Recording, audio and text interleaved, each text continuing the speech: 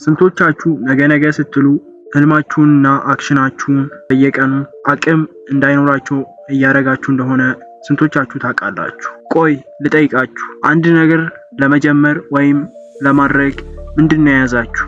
የተሻለ ታይም፣ የተሻለ ጊዜ ወይስ የተሻለ ኢነርጂ? ሌላም ነገር ሊሆን ይችላል። በእነዚህ ነገሮች ብዙ ነገሮችን ሊደረድሩ ትችላላችሁ። ግን እውነታው እንደዛ ሆኖ አይታየኝም።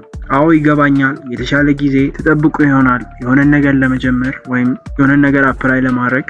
ግን ግልጹን ልንገራችሁ፣ ላይፍ ኮምፕሊትሊ እንደዛ አይደለችም። እነዚህ ሁለት ነገሮች ናቸው የእናንተን አክሽን እና ነገ ማለት ችግራችሁ የሚያባብሱት፣ ኢጓችሁና ሰውን የመፍራት ችግራችሁ። እነዚህን ሁለት ነገሮች አውቃችሁና ማይንዳችሁ ላይ ማስተር ማድረግ ከቻላችሁ እመኑኝ የተሻለ ሰው እና የምትፈልጉት ሰው መሆን ትችላላችሁ። የምታስቡትንም ነገር ነገ ሳትሉ ወዲያውኑ አፕላይ ማድረግ ትጀምራላችሁ። ነገ የሚያስብላችሁ ነገር የመፍራት ችግር።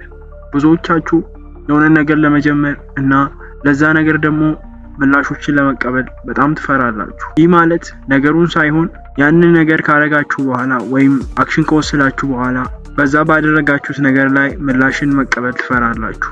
ኦልሞስት ሁሉም ሰው አሁን ላይ በዚህ ነገር ነው የሚጠቀሙ። ስለዚህ ምን ማድረግ አለባችሁ? ማንንም ሳፈሩ የራሳችሁን ኦፒኒየን እና የራሳችሁን ነገር አፕላይ ለማድረግ ሞክሩ። አንድ የምነግራችሁ ነገር፣ እኛ ፍጡራን ያለን ሰዓት ነገ የሚባል ሰዓት የለንም። ራይት?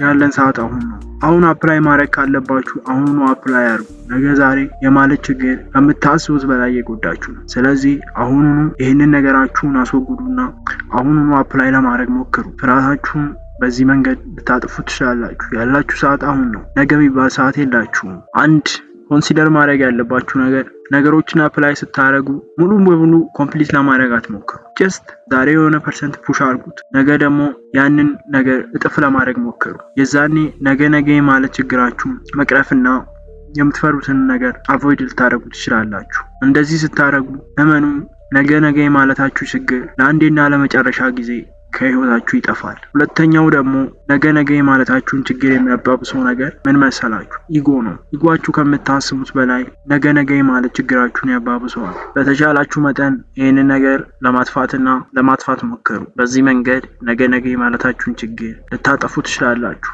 ሞር ደግሞ ስለ ኢጎ ማወቅና በቂ የሆነ እውቀትን ለማዳበር የምትፈልጉ ከሆነ ከዚህ በፊት የሰሯቸው ቪዲዮዎች አሉ ስለ ኢጎ። ያንን በማየት ልትጠቀሙ ትችላላችሁ። ዛሬ ያለን ቪዲዮ ይሄ ነበር።